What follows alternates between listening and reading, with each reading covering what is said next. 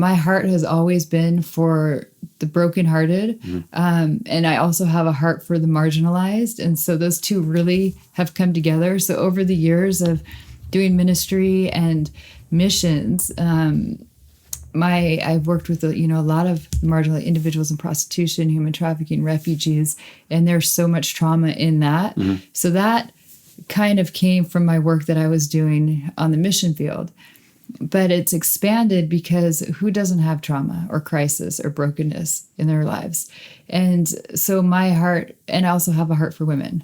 And so putting these things together, I just was thinking, Lord, we just really need to have something for churches. And so this is when the idea of applied care for trauma came about. How can we help churches, pastors, individuals in ministry, or whoever, help those who are hurting? And so that is the idea behind applied care for trauma, that we can equip those to do it well. To be good counselors, you don't have to have those degrees. You don't have to have all this special training, but you should know, and how to do some of this stuff. You should know how to ask the right questions, how to listen well, how to apply biblical concepts to it, and just, really how to be quiet when you need to be quiet, and how to have empathy and compassion. Those things come natural to some people, but then some other people, they don't. And so I really hope with applied care for trauma, or ACT, ACT, that it's something that will be used as a training tool for churches.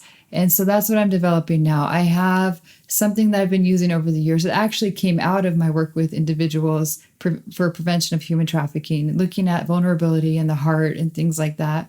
And it's grown into hurting individuals, looking at their past, what's happening in their present, things that they haven't taken care of. Very biblical, very applicable, very simple. And so there's a training on that, training on how to counsel, just counseling basics, training churches on how to respond to depression and suicide. And so I'm really hoping and praying that as people begin to see the resources, then we can plug these trainings into them and they can use them, because it can't just be one person.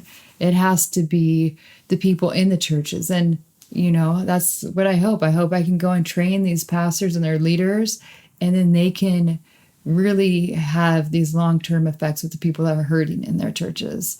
And then it pours out, and it just keeps overflowing from one person to the next person to the next person.